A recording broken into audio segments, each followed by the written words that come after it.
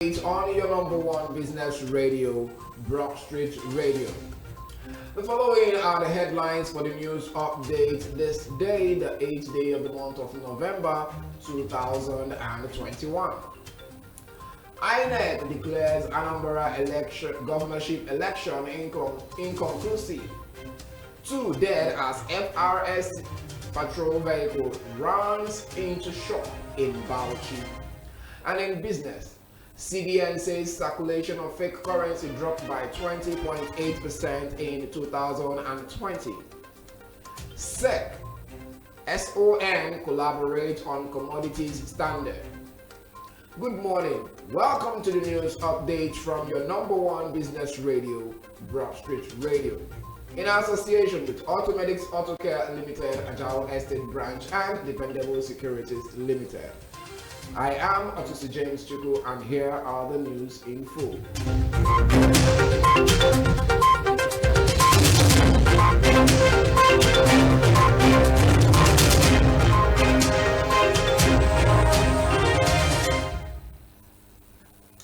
The Independent National Electoral Commission has declared the November 6 governorship election in Anambra State inconclusive. The returning officer for the gubernatorial election, Professor Florence Obi, made the announcement at the INEC head office in Oka, Anambra capital, stating that there was no election in Ihiala local government area of the state because there were no reports of insecurity in that area. Citing the Constitution, Professor Obi noted that election had to take place in those local government areas, in those polling units, for the election to be conclusive. She declared that the election process remains suspended until after a supplementary election is held in all the polling units of Ihiala local government. Obi also stated that according to the Nigerian Constitution, it was mandatory for INEC to conduct election in the affected area before declaring a winner. The supplementary election has been scheduled to hold on Tuesday, the 9th of November 2021. Meanwhile, the candidate of the All Progressives Grand Alliance, Professor Chukwuma Soludo, has won 18 out of the 20 local government areas whose results were announced last night, to lead with a total vote of 100,946. I, Professor Florence Banku Obi, in my capacity as returning officer for this election, hereby announce the suspension of the process of collation of results and declaration of a winner until the supplementary election is held in the 326 polling units in the Ihiala local government area of the state.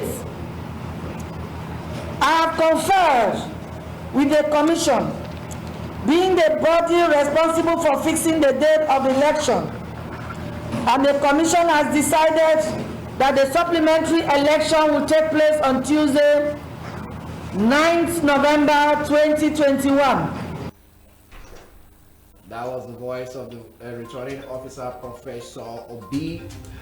Moving on, 2 people have reportedly died in Bauchi State in an accident involving the vehicle of the Federal Road Safety Commission Corps, FRSC. The incident, according to reports, occurred when a patrol vehicle of the paramilitary agency rammed into a shop in Alkeleri, the headquarters of Alkeleri local government area of the state, on Sunday, November 7th. A woman and a child, all yet to be identified, reportedly died in the disturbing event, while others sustained varying degrees of injuries. Niger News understands. The driver of the patrol vehicle with the registration number A01721732RS was said to have lost control and rammed into a shop opposite the Al-Kaleri Central Motor Park on the Bauchi-Gombe Highway at about 12:45 p.m. yesterday. Reacting to the incident when contacted, the state sector commander Yusuf Abdullahi blamed the occurrence on the health challenge developed by the car's driver, whom he identified as AD Mohammed. Confirming the number of casualties recorded in the event, Abdullahi said 2 people died instantly after 5 others sustained varying degrees of injuries.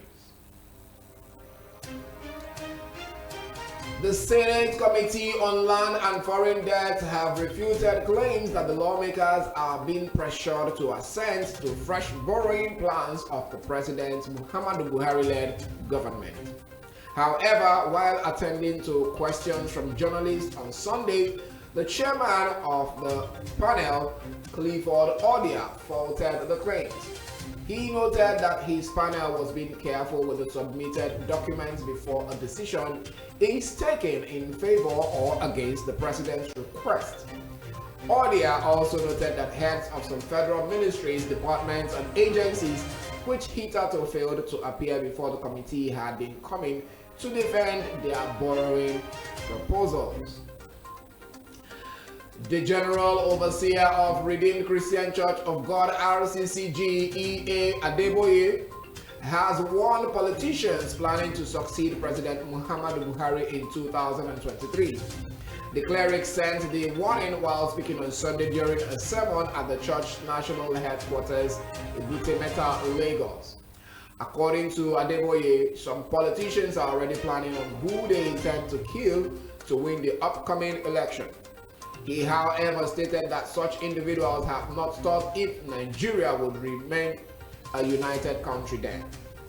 The renowned clergyman stated that such politicians may not be alive to witness the 2023 general election. Bandit terrorists have shot dead 2 worshippers out of the 66 people who were abducted from Emmanuel Baptist Church, Kakao, Daji, Chikun local government area of Kaduna State. A source that spoke with the Daily Trust disclosed that the bandits requested for bags of rice and gallons of groundnut oil to feed the victims. It was reported that the terrorists asked the victims' relatives to attend to the request if they don't want them to starve. The chairman of the Christian Association of Nigeria, Khan, in Kaduna, Joseph Hayab, on Saturday disclosed that 2 of the victims were killed by the terrorists.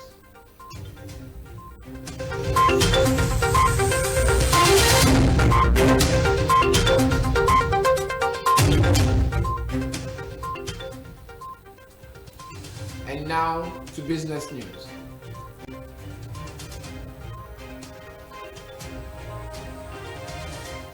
The Central Bank of Nigeria, CBN, has said that the volume of counterfeit currency in circulation dropped from 84,934 pieces in 2019 to 67,265 pieces of fake notes in 2020, representing a 20.80% decrease. The nominal value of the 84,934 pieces of notes is 64.71 million naira, while the nominal value of the 67,265 pieces is 56.83 million naira, representing a 12.18% decrease in value. This disclosure is contained in the Currency Operations 2020 annual report that was just released by the Apex Bank and can be seen on its website. The Securities and Exchange Commission and the Standard Organization of Nigeria have said they will intensify collaboration on the commodities trading ecosystem with the hosting of a commodities standard sensitization workshop. The SEC said in a statement on Sunday that the workshop would hold this week in Lagos, with processors, farmer groups, exporters, farmer cooperatives, merchants, off-takers, and agri-extension officers expected to attend. It said the partnership would help foster the development of a grading and standardization system in line with international best practices. The Central Bank of Nigeria has fixed the minimum loan amount that the participant in its newly introduced initiative called the 100 for 100 PPP policy on production and productivity can get at 5 billion naira. The CBN disclosed this in its guidelines for the implementation of the initiative, which was released on Saturday. It stated that loan amounts shall be a minimum of 5 billion naira per obligor. Any amount above 5 billion naira shall require the special approval of CBN's management, it said. Also, interest rate under the intervention will be at not more than 5% per annum, all inclusive up to February 28, 2022. Adding that interest on the facility would revert to 9% per annum, all inclusive effect from March 1, 2022. According to the guidelines, the broad objective of the initiative is to reverse the nation's over-reliance on imports by creating an ecosystem that targets and supports the right projects with the potential to transform and catalyze the productive base of the economy. The black liquid regained momentum on Friday, with both benchmarks gaining over 2% as bullish bets resumed after the Organization of Petroleum Exporting Countries and its allies, OPEC Plus, on Thursday stated that they would stick to the original plan and continue to keep production steady following the last agreement the group made. Brent crude futures, the global benchmark ended the week down by 1.94%, making it the second consecutive week of decline. However, on Friday, the benchmark gained 2.73% at the end to end the week trading at $82.74 per barrel. U.S. benchmark, the West Texas Intermediate (WTI) crude futures also ended the week down by 2.75%, also its second consecutive decline. On Friday, the pair surged by 3.12% to end the week trading at $81.27 per barrel. This is the news update from your number one business radio, Broad Street Radio, in association with Automedics Auto Care Limited, Ajao Estate Branch, and Dependable Securities Limited. Before I go, a recap of the major stories.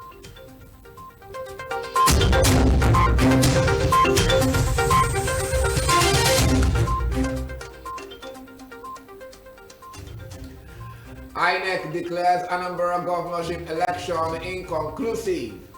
2 dead as FRSC patrol van rams into shop in Bauchi.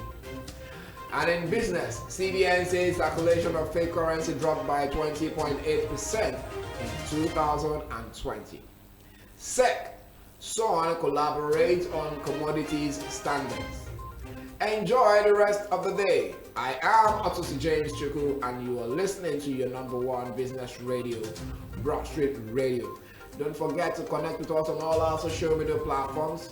Connect with us on Facebook. Like and follow our page at Broad Street Radio NG. Join the conversations on our Instagram handle at Broad Street Rad. Subscribe to our YouTube channel at Broad Street Radio NG on YouTube. And our website is www.broadstreetradio.com. And for sponsorship and advert placement on Broad Street Radio, the numbers to call are 0809-791-0073 or 0803-436-1400. You could also send a mail to hello@broadstreetradio.com, or you visit our office at number 5860 Broad Street in Lagos Island. Do well also to download our mobile app on your mobile devices. For Android phone users, visit your Google Play Store and download Broad Street Radio mobile app. And for Apple phone users, visit your Apple Store to download Broad Street Radio mobile app. It's still Broad Street Radio, your number one business radio. And coming up next is the newspaper review with Samuel Sinachi and Eze on your number one business radio, Broad Street Radio.